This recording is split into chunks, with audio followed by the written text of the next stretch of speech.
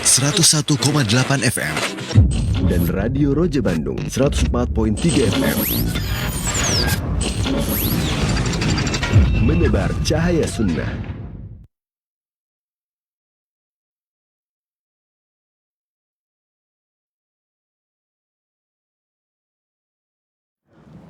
Assalamualaikum warahmatullahi wabarakatuh.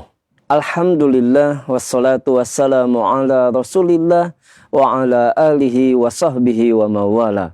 Saudaraku seiman dan seakidah, sahabat Roja dimanapun Anda berada, masih bersama dengan kami di saluran tilawah Al-Quran dan kajian Islam. Dan di kesempatan pagi hari ini kembali kami sambungkan Anda insya Allah dengan kajian ilmiah yang kami pancar luaskan dari kota Jember bersama Ustaz Dr. Muhammad Nur Ihsan Hafizahullah Ta'ala dengan pembahasan amalan-amalan hati. Dan insya Allah di kesempatan pagi hari ini akan dibahas tema sifat malu. Saudaraku seiman dan seakidah, kami ajak Anda untuk menyimak kajian ini dan kami ajak Anda pula untuk berpartisipasi dalam sesi tanya jawab. Anda dapat mengirimkan pertanyaan atau menelpon kami di nomor kami di interaktif 0218236543. Insya Allah setelah nasihat dari Ustadz kita akan angkat pertanyaan-pertanyaan Anda. Baiklah saudaraku seiman dan seakidah, untuk selanjutnya kita akan simak nasihat dari Ustaz Dr. Muhammad Nur Ihsan Hafizahullah Ta'ala. Kepada Ustaz, falyatafaddal maskura.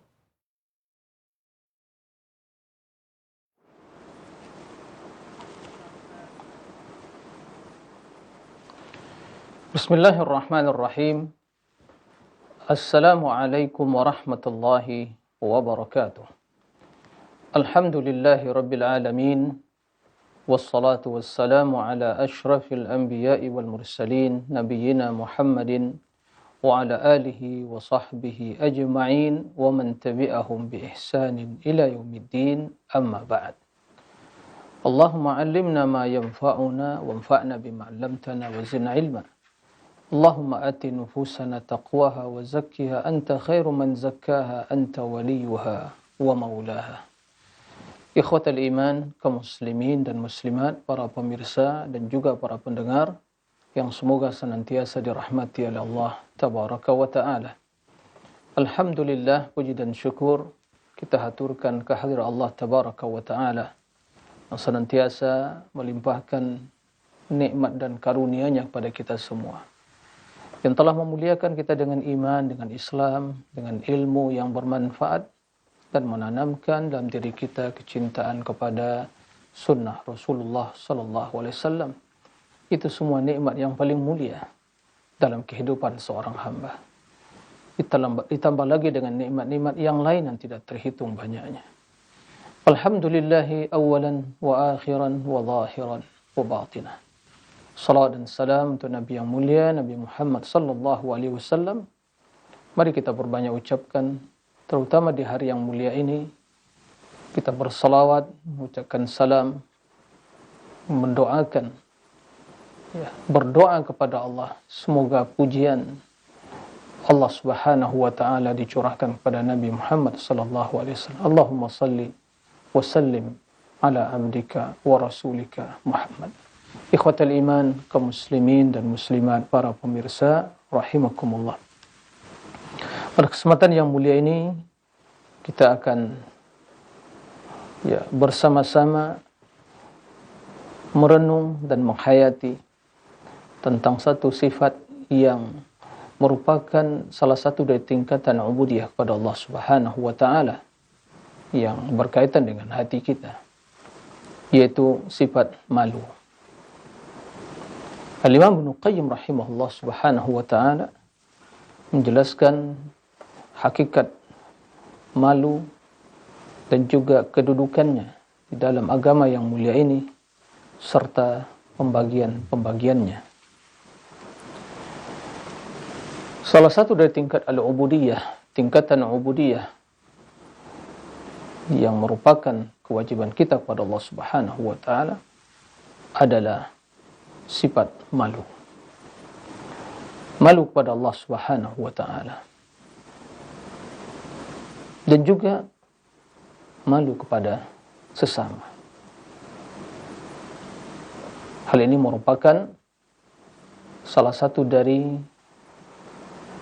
ibadah yang agung.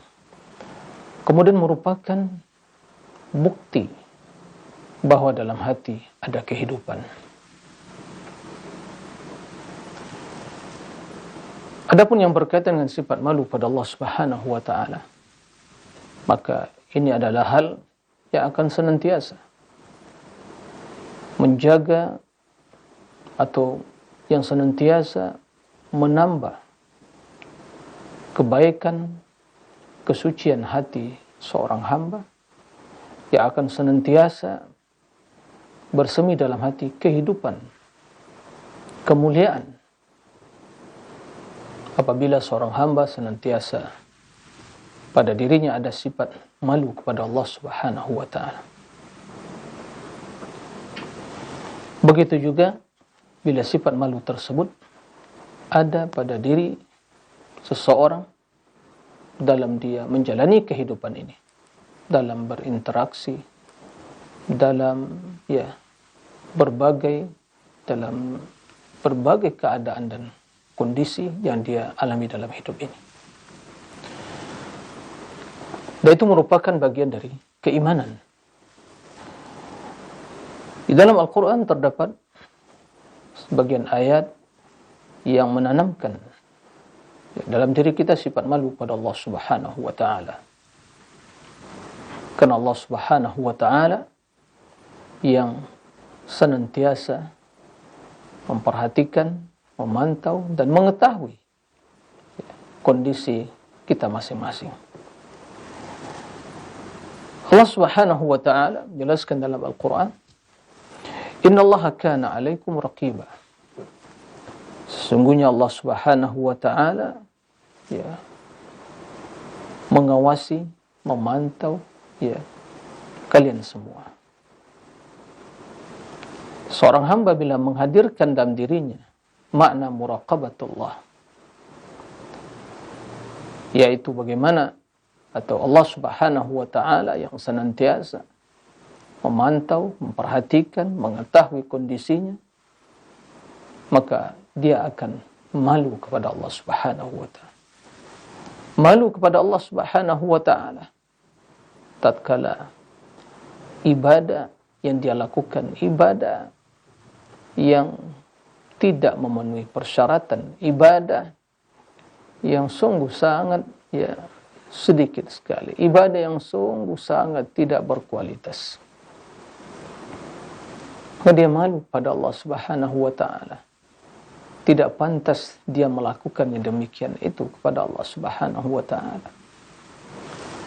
Begitu juga dia akan lebih malu lagi tatkala ada dorongan di hati untuk berbuat kemaksiatan atau mungkin terjatuh pada kemaksiatan.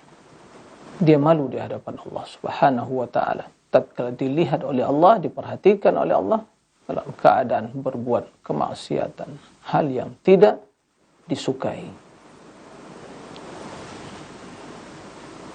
Maka di antara hal atau sebab utama yang akan menanamkan dalam diri kita sifat malu kepada Allah Subhanahu wa taala, menghadirkan muraqabatullah, yaitu pengawasan Allah kepada kita semua.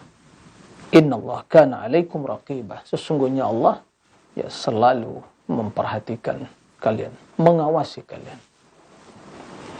Begitu juga tatkala seorang hamba meyakini bahwa Allah Subhanahu wa taala mengetahui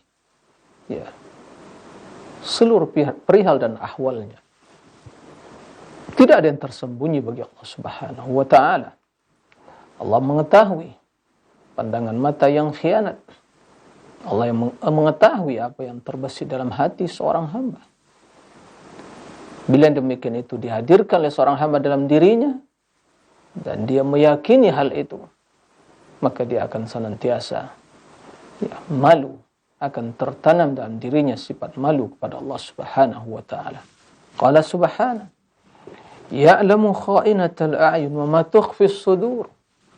Allah mengetahui pandangan mata yang khianat, mata yang melihat hal yang diharamkan oleh Allah, mata yang melihat sesuatu yang tidak diperbolehkan secara agama. Allah Subhanahu wa taala mengetahui pandangan mata yang demikian itu, pandangan mata yang khianat. Wa ma tukhfis sudur, dan apa yang disembunyikan oleh hati, apa yang disembunyikan di dalam hati. Allah mengetahui hal itu semua. Dari sini kita memahami bahwa faktor utama untuk menanamkan atau memupuk sifat malu dalam diri seorang hamba adalah menghadirkan atau dia meyakini, memahami bahwa Allah Subhanahu wa taala mengetahui apa yang ada dalam hatinya dan juga mengetahui semua perihal dan ahwalnya serta pandangan matanya. Ikhwatal iman, para rahimakumullah. Dalam hadis yang sahih dari Ibnu Umar radhiyallahu an, bahwa Nabi sallallahu alaihi wasallam melewati seseorang yang sedang menasihati saudaranya tentang sifat malu. Maka kata Nabi sallallahu alaihi wasallam, "Da'hu, biarkan dia." Biarkan dia. Bahwa sifat malu yang ada pada dirinya itu adalah hal yang baik. Fa innal haya minal iman. Fa innal haya minal iman. Sesungguhnya sifat malu itu adalah bagian dari keimanan. Dan ini sesuai dengan hadis yang menjelaskan tentang cabang-cabang keimanan. Al-iman bid'un wa sittuna atau bid'un wa sab'una syu'bah. A'laha qawlu la ilaha illallah wa adnaha imatatul adha anit tariq wal haya'u syu'batun minal iman. Bahwa cabang keimanan itu lebih dari 63 atau 73 cabang. Dan yang tertinggi cabang keimanan adalah la ilaha illallah, tauhid. Yang terendah adalah menyingkirkan gangguan dari jalan. Dan di antara sifat malu atau di antara cabang keimanan adalah al-haya, sifat malu. Dalam hadis ini Nabi SAW menjelaskan fa innal haya minal iman. Sesungguhnya sifat malu itu bagian dari keimanan. Dari sini mungkin perlu kita mengingatkan dan mengkritisi. Bila dalam berbagai momen dan kesempatan kita melihat saudara kita malu untuk melakukan sesuatu, terkadang kita mendengar ungkapan "enggak usah malu". Ini sesungguhnya perlu dikritisi. Malu dalam kebaikan artinya untuk berbuat kebaikan, untuk menuntut ilmu, tentu suatu hal yang tidak diperbolehkan. Barang siapa yang malu dalam belajar, maka dia tidak akan mendapatkan ilmu. Dan dalam momen-momen yang tertentu, di situ seseorang melihat suasana yang sungguh membutuhkan sikap yang baik, sifat yang betul-betul mencerminkan kepribadian seorang muslim dan perilaku dan akhlak seorang muslim, maka bila dalam hatinya ada sifat malu, maka itu suatu hal yang baik yang tidak perlu dikritisi. Ikhwatal iman, wa rahimakumullah. Nabi kita yang mulia alaihi salatu wassalam adalah Rasul yang sungguh sangat memiliki sifat malu. Melebihi malu seorang ya wanita yang gadis, ya perempuan yang gadis, sehingga Nabi sallallahu alaihi wasallam idza ra'a syai'an yakrahuhu arafnahu min wajhi. Apabila Nabi sallallahu alaihi wasallam ya membenci sesuatu, kami melihat ya dari raut wajahnya ya tentang ya ketidaksenangan dia terhadap yang demikian itu. Ya. Nabi sallallahu alaihi wasallam ya adalah Rasul yang memiliki sifat malu melebihi ya sifat malu seorang ya perempuan yang masih gadis. Subhanallah. Ya, ini Rasul kita, uswah dan qudwah kita. Di kalangan para sahabat juga ya tertanam sifat yang mulia ini. Sampai-sampai di antara mereka malaikat ya malu kepada sebagian mereka. Ya, saking tertanamnya ya sifat malu itu dalam diri mereka. Seperti Utsman radhiyallahu an. Ya. Beliau adalah sahabat yang sangat pemalu. Dan sampai malaikat ya malu terhadap Utsman. Dan ini adalah sifat yang mulia. Apabila ada sifat yang mulia tersebut dalam diri seseorang, ini sebagai pertanda atau indikator utama bahwa dia akan selalu berada dalam kebaikan. Ya.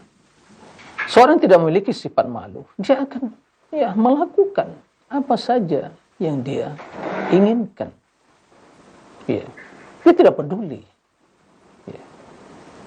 Dia tidak memiliki sifat malu pada Allah, pada orang lain, bahkan tidak memiliki sifat malu pada dirinya sendiri. Maka dia akan melakukan ya apa saja yang dia kehendaki, dia inginkan sesuai dengan selera dan nafsunya. Inna mimma adrakan nas min kalamin nubuwatil ula idza lam tastahyi fasna ma syi'ta.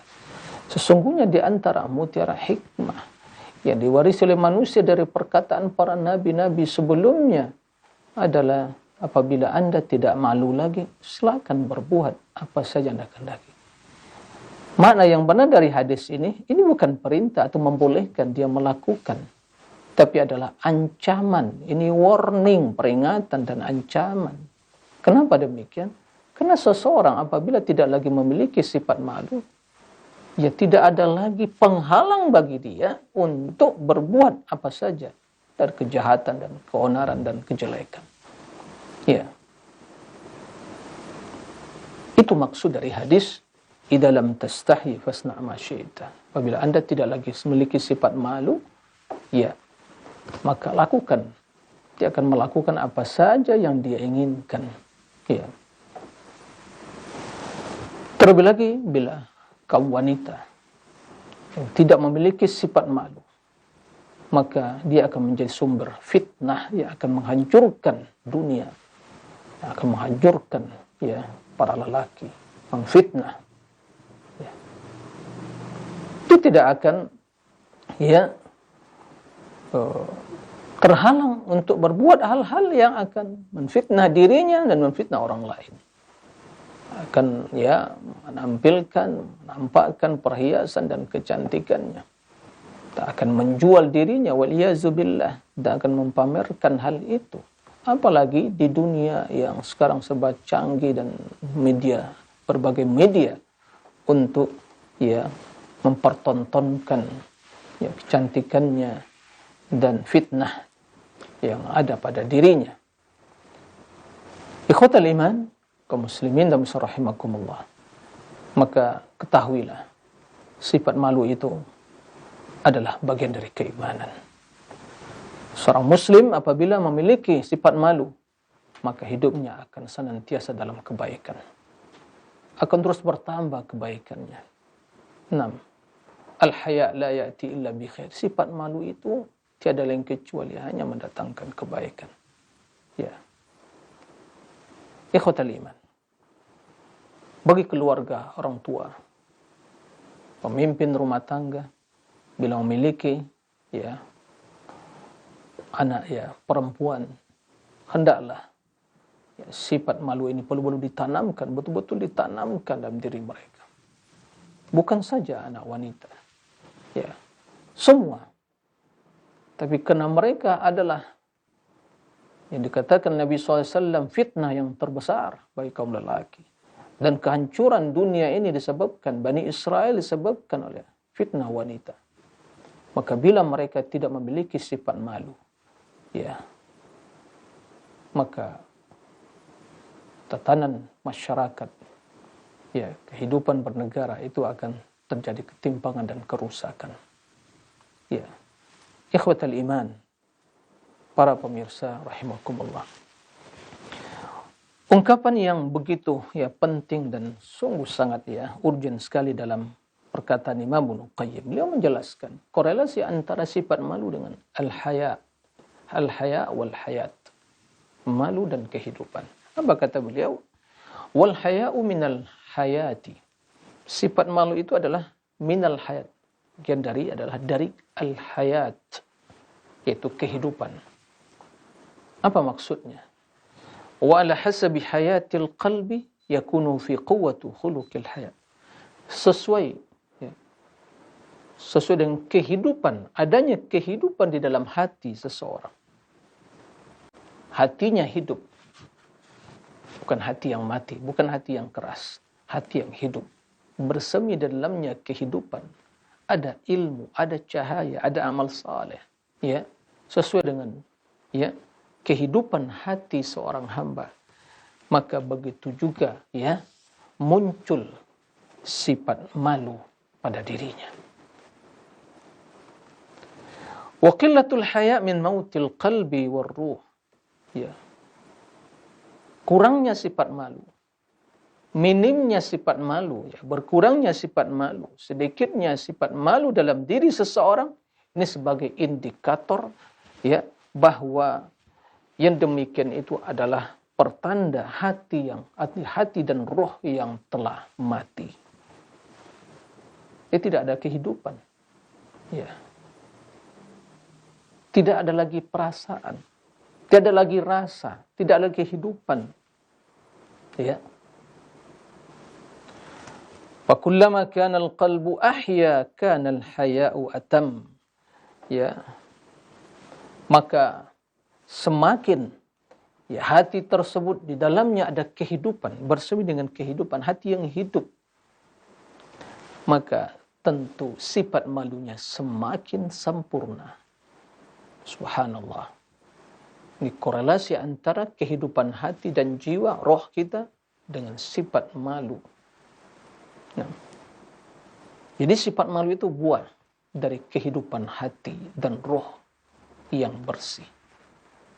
Maka disinilah pentingnya kita memperbaiki jiwa kita. Terus memupuk sifat ya atau memupuk kehidupan dalam hati kita. Bagaimana caranya? Ya dengan ilmu, dengan amal saleh, dengan akhlak yang mulia, dengan membaca Al-Quran, berzikir, hati akan hidup.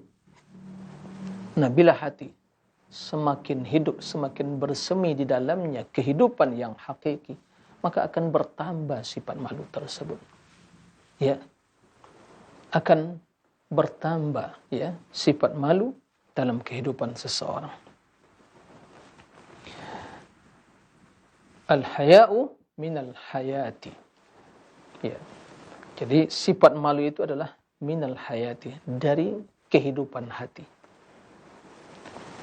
Imam Junaid rahimahullah mengatakan al-haya'u ru'yatul ala'i wa ru'yatut taqsiri. Sifat malu itu kata beliau adalah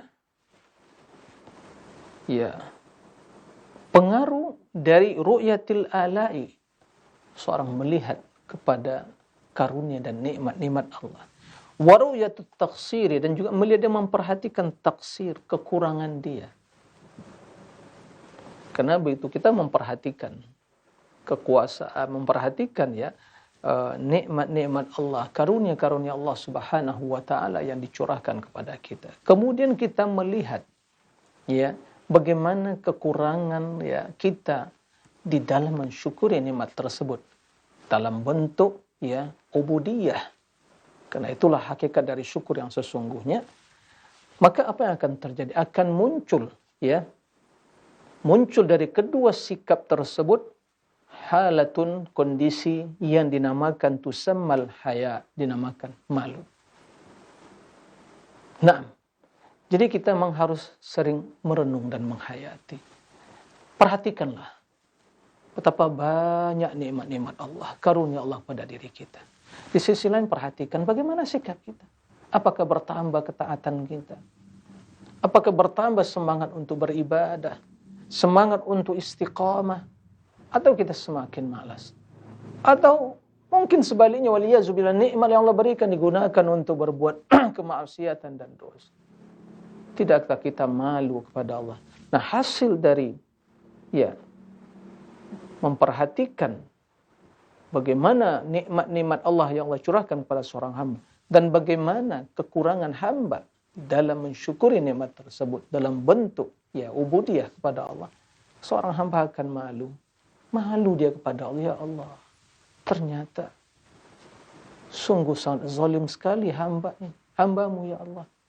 Ya, dia malu kepada Allah. Ya, semua nikmat datang dari Allah tapi hanya dibalas dengan kemaksiatan dia, waliyazubillah. Maka ini kata Imam Junaid, ya, sifat malu itu lahir dari kedua kondisi dan sikap seorang hamba dalam mencermati nikmat-nikmat Allah, merenungi dan juga memperhatikan kondisi dirinya. Maka lahirlah sifat malu. Wa haqiqatuhu, dan itulah hakikatnya. Wa haqiqatuhu khuluqun yab'atsu ala tarhil qabh. Hakikat dari sifat malu itu adalah sebuah akhlak yang akan mendorong seseorang untuk meninggalkan kejelekan. Ya. Jadi sifat malu adalah akan mendorong seseorang, memotivasi dia untuk meninggalkan hal-hal yang tidak baik. Wa yamna'u at-tafrita fi haqqi sahibil, dan juga akan ya menghalang dia dari ya menyia-nyiakan atau ya tidak peduli dalam menunaikan hak ya sahibil haq yang memiliki ya hak tersebut yang wajib ditunaikan. Nah, dia akan termotivasi untuk meninggalkan yang jelek, kemudian juga dia akan terhalang dari menyia-nyiakan atau tidak perhatian terhadap menunaikan hak-hak dia kepada Allah Subhanahu wa taala. Itulah hakikatnya, kata Imam Junaid rahimahullah. Imam Fudail bin Iyad rahimahullah mengatakan, khamsun min alamatil asyaqwa. Ada 5 tanda kesengsaraan. Catat baik-baik. Ya, diperhatikan dan dicatat. 5 tanda kesengsaraan, kata Imam Fudail bin Iyad rahimahullah. Yang pertama, al-qaswatu fil qalbi, hati yang keras. Ini yang pertama. Hati yang keras. Yang kedua, jumudul ain, mata yang membeku, artinya tidak pernah menangis. Dan ini memiliki korelasi. Tatkala hati seorang hamba menjadi keras, bila hati telah menjadi keras, mengkristal, mata tidak akan pernah menangis. Karena sesungguhnya hati yang menangis sebelum mata meneteskan air mata. Itu sesungguhnya. Ya. Maka betapa banyak ya yang keluar itu air mata buaya, kata orang. Bukan air mata yang muncul dari hati yang hidup, tapi karena dia ya terpengaruh dengan lingkungan, melihat kondisi, dia menangis, tapi bukan dari hatinya. Ya. Maka kita tidak ingin hal yang seperti itu, bahwa air mata yang menetes itu betul-betul adalah ya tatkala terjadi ya, terkoneksi dengan hati yang khusyuk, maka dipastikan hati yang keras tidak akan pernah meneteskan air mata. Ya. Wa qillatul haya, dan sedikitnya sifat malu, minimnya sifat malu. Ini pertanda kesengsaraan. Warraghbatu fid dunya, ambisi yang berlebihan terhadap dunia. Yang keempat itu. Yang kelima adalah tulul amal. panjang angan-angan. 5 tanda kesengsaraan.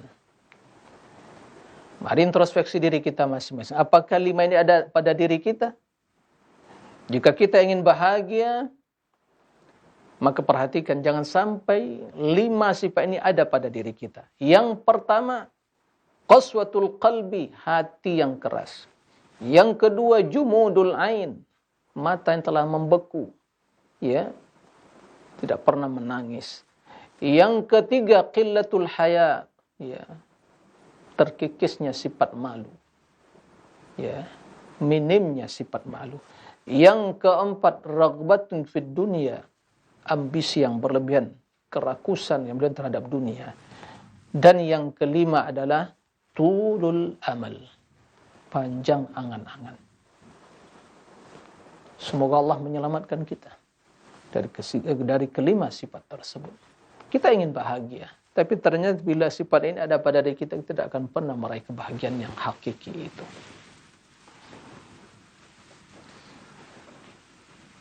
Qala Yahya bin Mu'ad, salah seorang ulama salaf juga mengatakan, man istahya minallahi muti'an, barang siapa yang malu kepada Allah tatkala dia berbuat ketaatan. Subhanallah. Ini tingkatan yang luar biasa. Dia berbuat ketaatan tapi malu kepada Allah. Apa balasannya? Istahya minhu wa huwa mudnib. Allah malu kepadanya tatkala dia terjatuh ke dalam satu kemaksiatan atau dosa. Subhanallah. Ya. Jadi Allah membalas dari sifat malu seorang hamba tatkala dia berbuat ketaatan, tapi dia malu. Kenapa malu? Ya malu karena ibadah yang dia lakukan sungguh belum memenuhi mungkin persyaratan baik dari sisi kualitas dan kuantitasnya. Tidakkah malu seorang kepada Allah? Jadi ada orang-orang yang malu kepada Allah dalam berbuat kebaikan.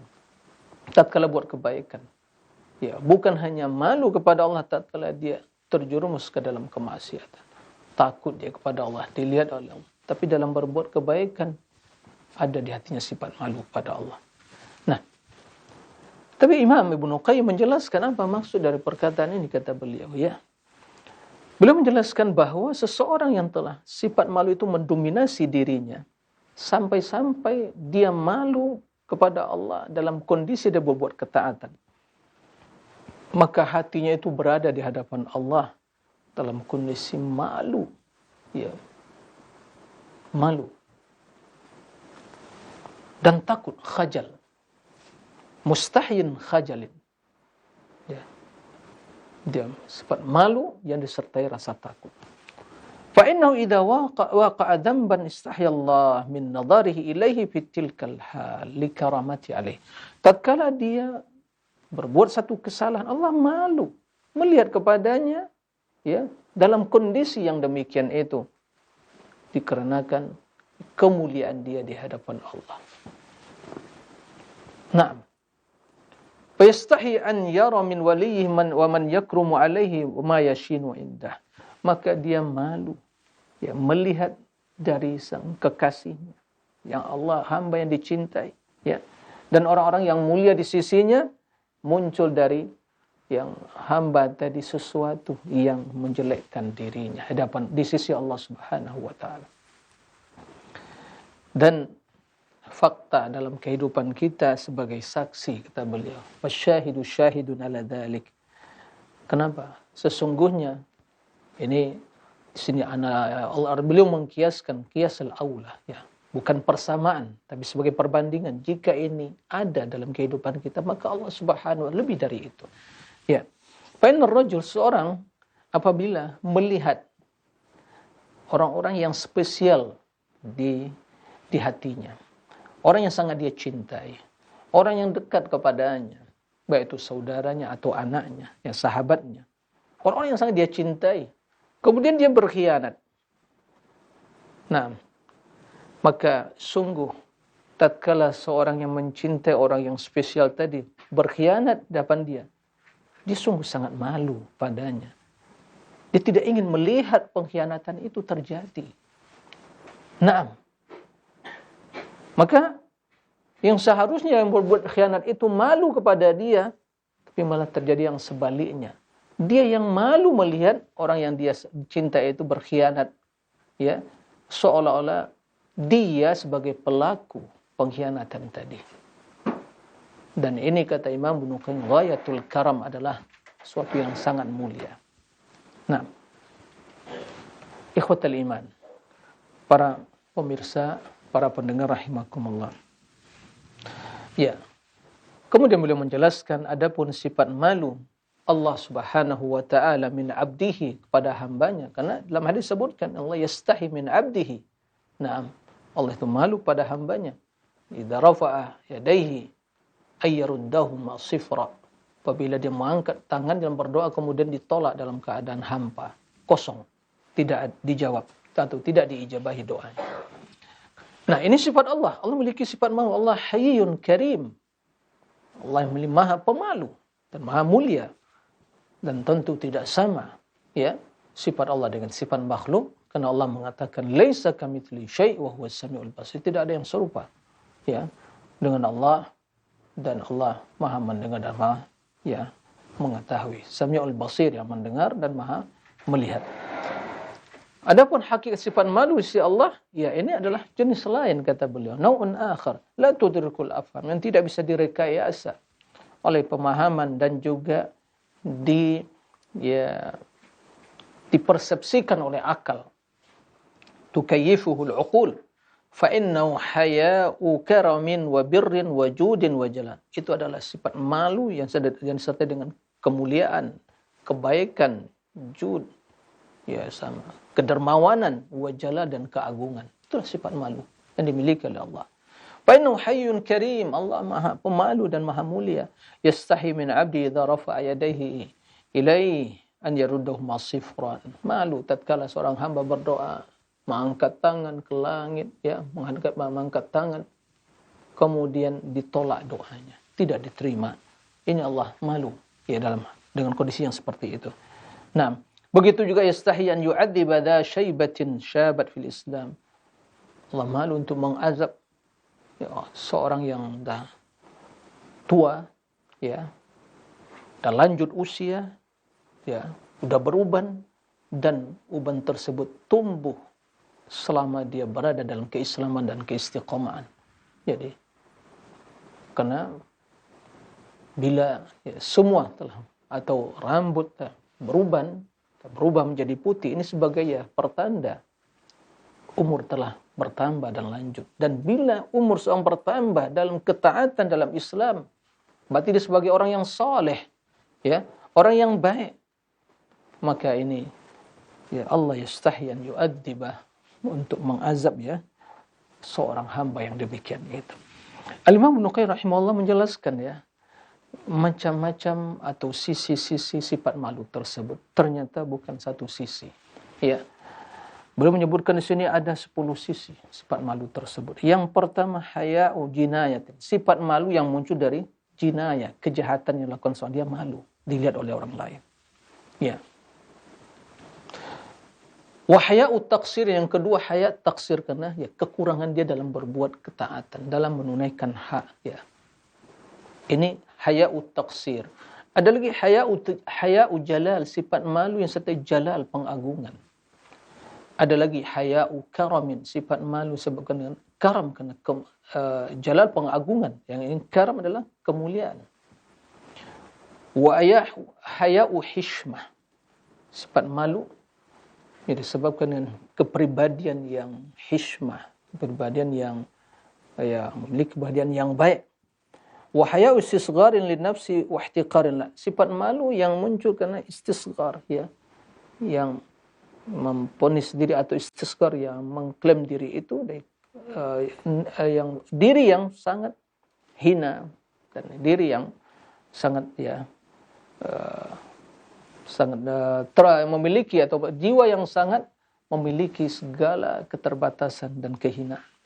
Wa haya'u mahabbatin, dan sifat malu yang disebabkan cinta, mahabbah. Wa haya'u ubudiyah, dan sifat malu disebabkan ubudiyah, penghambaan kepada Allah.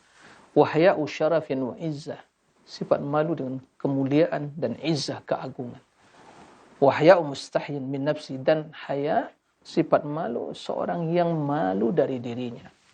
Subhanallah, ternyata bukan satu sisi dan satu jenis atau satu bagian dari sifat malu itu. Kemudian beliau menyebutkan amma hayatul jinayah, sifat malu ini disebabkan oleh berbuat satu kekeliruan atau kejahatan, faminhu haya'u Adam lamma farra hariban minal jannah. Di antaranya malunya nenek moyang kita itu Adam tatkala keluar lari dari surga karena dia memakan syajaratul khuld yang dilarang oleh Allah Subhanahu wa taala, yang menyebabkan copotnya semua pakaian yang dia pakai. Maka farra, lari kena malu setelah berbuat yang demikian itu. Kemudian haya'ut taqsir, haya sifat malu sebabkan kekurangan seorang dalam menunaikan hak atau melakukan kewajiban dia. Sebagaimana sifat malunya para malaikat, di mana mereka yang senantiasa bertasbih di malam dan di siang hari tanpa ada rasa bosan. Kemudian pada hari kiamat, mereka berkata kepada Allah Subhanaka, Maha Suci Engkau ya Allah, ma'abadnaka haqqa ibadatik. Sungguh kami di waktu sebelum terjadi kiamat, masih di dunia, sungguh kami tidaklah mengibadatimu sebagaimana peribadatan yang sesungguhnya. Malaikat yang bertasbih di malam dan di siang hari malu kepada Allah tatkala mereka meyakini kekurangan mereka dalam beribadah. Lalu bagaimana dengan kita? Bagaimana dengan kita? Yang kita semua ini pemalas. Illa rahimallah. Yang sangat terbatas dan sedikit ibadah kita. Tidakkah kita malu kepada Allah? Malaikat saja malu kepada Allah karena tidak maksimal dalam beribadah. Lalu kita bagaimana? Pertanyakan diri kita masing-masing. Tanyakan, introspeksi diri kita. Kemudian haya'ul ijlal, sifat malu, sifat ijlal, pengagungan. Dan sifat malu yang demikian itu adalah muncul dari ma'rifah, pengetahuan seseorang. Tatkala seorang semakin tinggi pengetahuan dan semakin tinggi ma'rifahnya kepada Allah, semakin kenal kepada Allah, maka akan lahir dari hatinya sifat malu, ijlalan, karena pengagungan kepada Allah Azza wa Jalla. Nah, kemudian hayatu al-karam, sifat malu karena karam, kemuliaan. Seperti malunya Nabi SAW karena kemuliaan beliau, karam, kedermawanan yang beliau miliki. Minal qaumil ladzina da'ahum ila walimati Zainab. Sebagian yang dia undang untuk menghadiri walimah Zainab, tapi mereka berlama-lama duduk dalam walimah tersebut. Nabi malu untuk mengatakan kepada mereka, insaribu, sudah cukuplah, pergilah. Nabi SAW malu. Kan saking karamnya beliau, dermawannya beliau, malu untuk mengatakan kepada tamu, udah cukup, atau untuk pergilah. Malu beliau mengucapkan hal itu. Kemudian haya'ul hishmah, sifat malu yang sebabkan kebesaran jiwa dan keagungan jiwa. Hishmah, kemuliaan jiwa, diri seseorang. Sebagaimana Ali bin Abi Thalib malu bertanya kepada Nabi SAW tentang kondisi dia yang selalu banyak mengeluarkan mazi. Kenapa? Karena beliau adalah suami dari anak atau putri Nabi SAW. Maka beliau malu dengan kondisi seperti itu.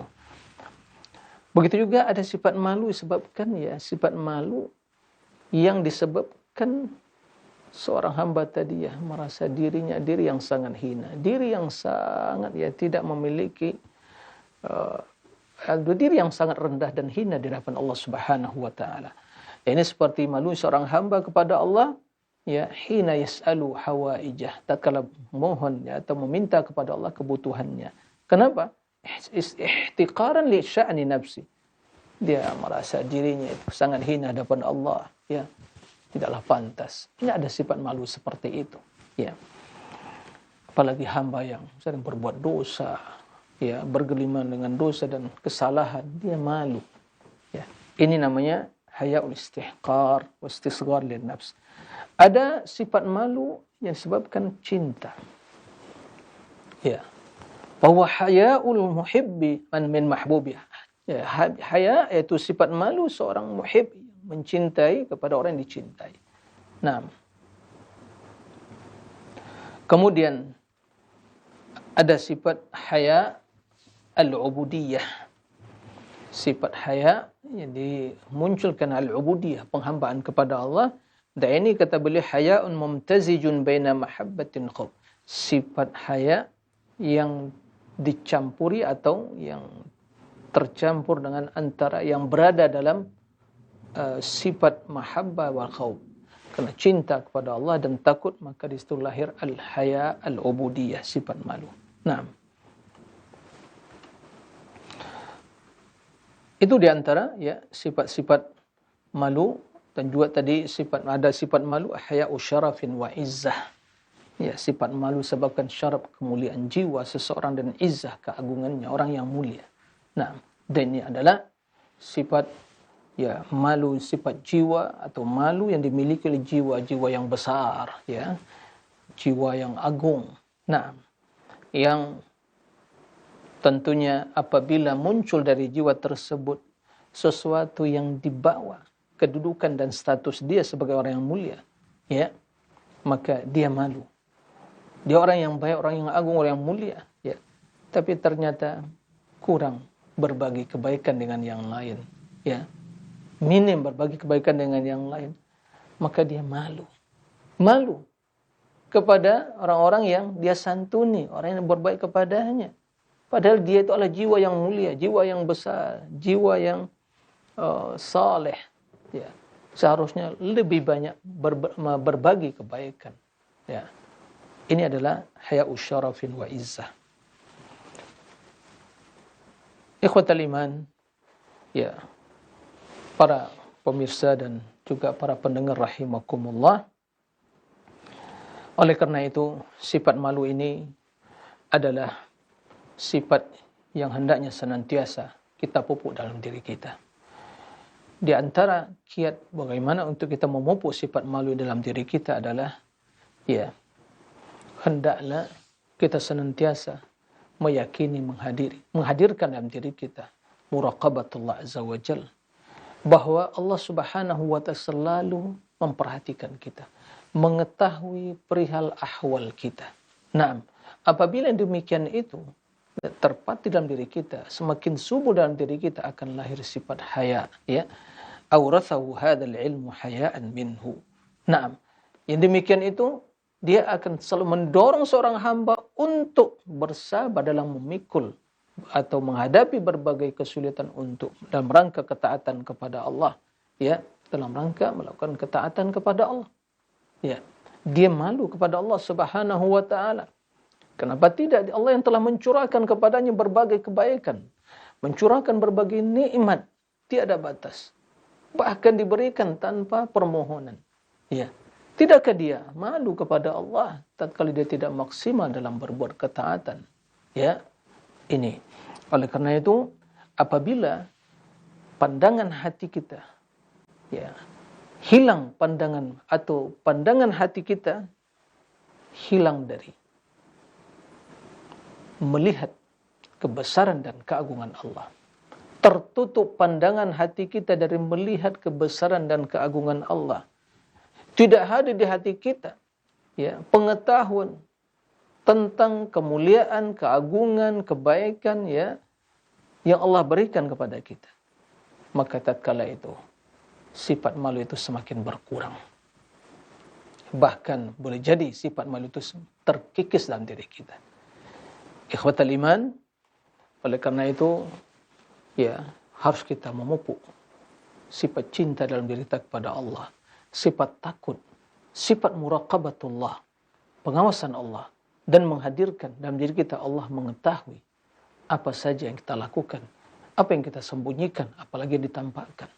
Tidak ada yang tersembunyi bagi Allah Subhanahu wa ta'ala. Yang demikian itu akan mendorong kita akan memotivasi kita untuk selalu memiliki sifat haya di hadapan Allah Subhanahu wa taala. Nah, jika kita malu kepada manusia dan mereka tidak mengetahui apa yang kita sembunyikan, ya. Bahkan dalam sebagian hal yang kita tampakkan mereka tidak mengetahui. Tidak semua orang mengetahui. Kenapa kita tidak malu kepada Allah Subhanahu wa taala yang mengetahui seluruh pihak dan ahwal kita, bisikan hati kita, apa yang terbesit dalam benak pikiran kita. Ya, ikhwatal iman, para pemirsa dan juga pendengar rahimakumullah, mari kita pupuk sifat malu dalam diri kita, terutama di zaman sekarang ini. Di zaman sekarang ini yang dimudahkan berbagai sarana untuk berbuat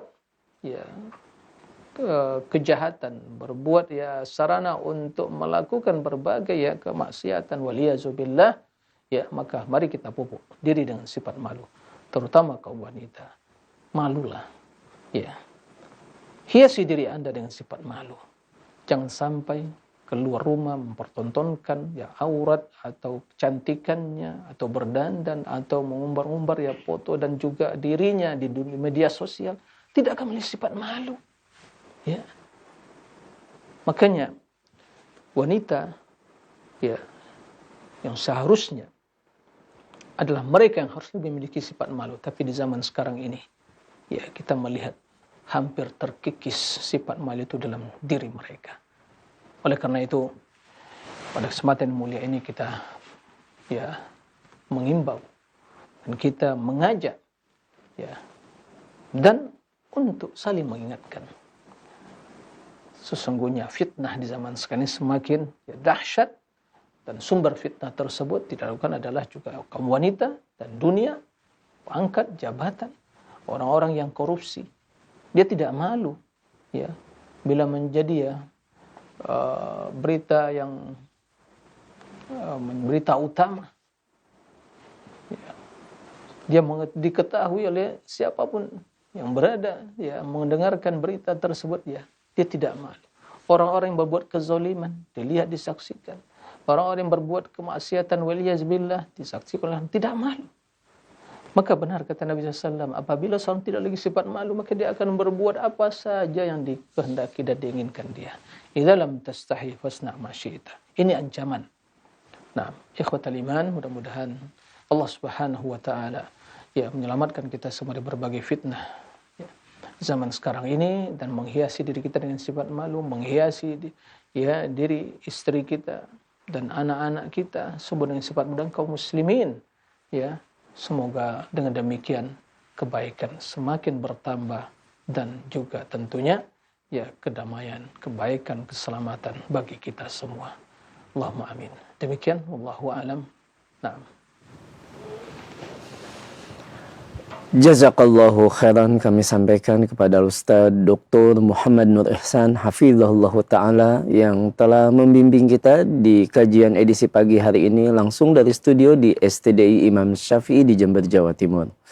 Dan untuk selanjutnya kami undang Anda sahabat Roja dimanapun Anda berada untuk berpartisipasi dalam sesi tanya jawab. Anda dapat mengirimkan pertanyaan melalui pesan WhatsApp di nomor 0218236543, dan Anda juga dapat menelpon di nomor yang sama untuk interaktif secara langsung.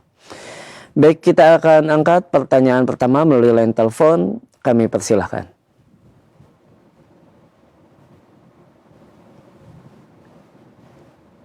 Iya, sudah masuk. Silakan. Assalamualaikum warahmatullahi wabarakatuh. Waalaikumsalam warahmatullahi wabarakatuh. Dengan siapa di mana, Bapak? Pak Buskanudin di Solok, Sumatera Barat. Baik, silakan Pak. Yang saya tanyakan begini Ustaz, mengenai hati mata yang keras tadi Ustaz. Mata ini kalau walaupun sudah ada terbimbing dengan salat malamnya, kemudian mata ini susah untuk menangis meneteskan air mata Ustaz. Jadi bagaimana cara-caranya Ustaz supaya kita hati mata ini menjadi mata yang kata Ustaz tadi suka menangis gitu, mudah mengeluarkan air mata. Tolong mohon penjelasan Ustaz bagaimana cara-caranya itu Ustaz. Baik. Nah, itu saja Ustaz. Assalamualaikum warahmatullahi wabarakatuh. Waalaikumsalam warahmatullahi wabarakatuh. Jazakallahu khairan Bapak. Tafadhol Ustaz. Waalaikumsalam warahmatullahi wabarakatuh. Ya, terima kasih kepada Bapak yang bertanya di Solo ya. Barakallahu fiik. Naam. Disebutkan bahwa ya mata yang sulit untuk menangis. Berarti mata yang ya membeku ya. Artinya tidak meneteskan air mata. Tadi dijelaskan bahwa sesungguhnya tetesan air mata itu adalah ya pengaruh dari kekhusyukan hati dan kelembutan ya hati. Hati yang bersih, hati yang bersemi dengan cinta pada Allah, hati yang selalu menghadirkan dalam hati tersebut bagaimana kematian, bagaimana akhirat, ya, bagaimana nikmat-nikmat Allah dan bagaimana ancaman-ancamannya, ya. Hati yang bersemi dengan ma'rifah kepada Allah Azza wa Jalla, hati yang khusyuk, itulah hati yang akan menyebabkan mata seseorang akan menangis.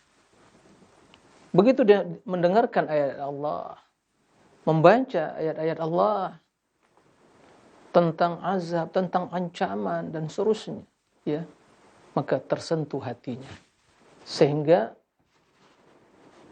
muncul ya perasaan dalam diri, dan itu semua ditransfer ke mata, diungkapkan, diekspresikan dalam bentuk tangisan dan tetesan tadi.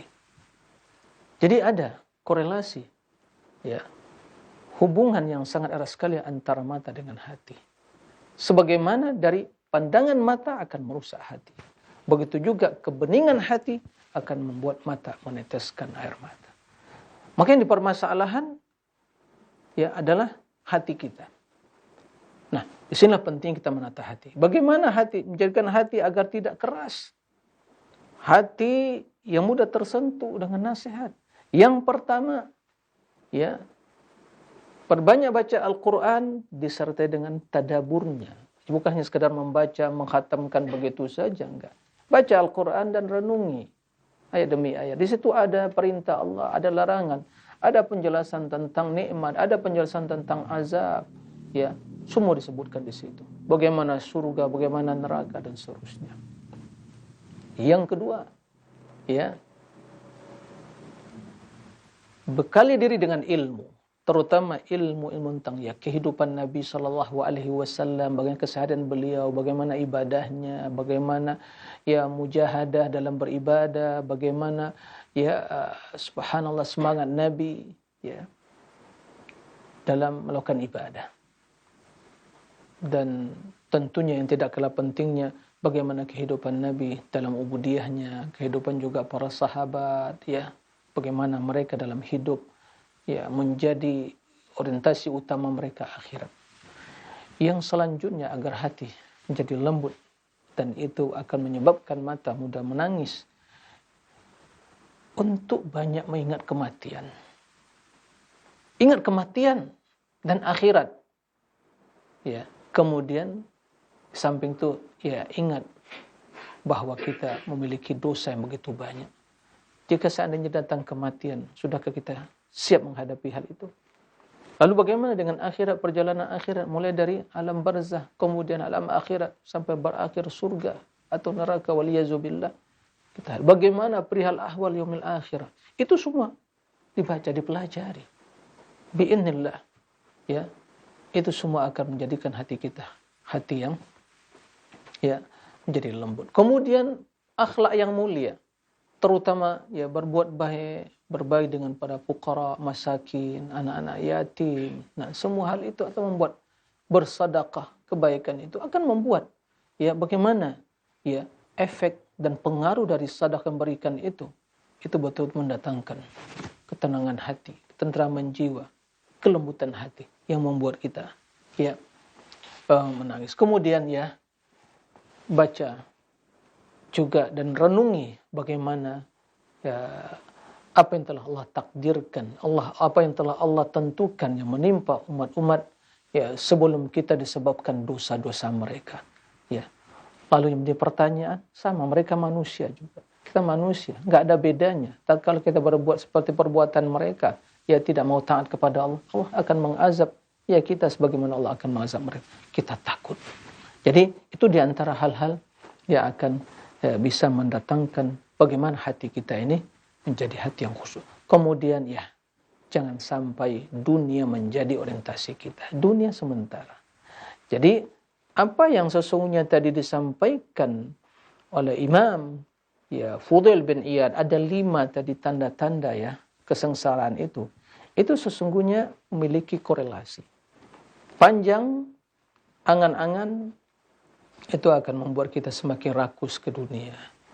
Nah, setelah itu membuat ya kita semakin mulai sifat malu. Begitu mulai sifat malu ya hati akan menjadi keras dan juga mulai ya sulit untuk kita menangis dan meratapi kesalahan kita. Jadi selain dari itu semua tentunya berdoa kepada Allah Azza wa Jalla ya untuk mendapatkan hati dan jiwa yang suci dan bersih seperti itu. Nah, barakallahu fikum. Mohon maaf para pemirsa dan para pendengar, mungkin itu yang bisa ya dijawab pada kesempatan kali ini karena saya harus melanjutkan kegiatan yang lain ya setelah ini. Barakallahu fikum. Mudah-mudahan lain waktu bisa kita lanjutkan. Wallahu a'lam wa sallallahu wa sallam Muhammadin wa alihi wa sahbihi wasallim. Walhamdulillahirabbil alamin. Wassalamualaikum warahmatullahi wabarakatuh. Waalaikumsalam warahmatullahi wabarakatuh. Kami ucapkan jazakallahu khairan kepada Ustaz Dr. Muhammad Nur Ihsan hafizahullah ta'ala yang telah membimbing kita di kajian pagi hari ini langsung dari studio di STDI Imam Syafi'i di Jember, Jawa Timur. Dan kami ucapkan pula jazakumullahu khairan kepada Anda sahabat Roja dimanapun Anda berada yang telah menyimak dan berpartisipasi dalam kajian kita di kesempatan pagi hari ini. Dan mohon maaf untuk banyaknya pertanyaan yang belum bisa kami ajukan melalui pesan WhatsApp. Insya Allah kita akan kembali dan sapa Anda dan melanjutkan kajian ini di kesempatan mendatang, khususnya bersama dengan Ustaz Dr. Muhammad Nur Ihsan hafizahullah ta'ala di setiap hari Jumat pagi pukul 6 waktu Indonesia bagian Barat sampai dengan selesai. Kami mohon maaf atas segala kekurangan dan semoga Allah pertemukan kita kembali di kesempatan yang akan datang. Wassalamualaikum warahmatullahi wabarakatuh.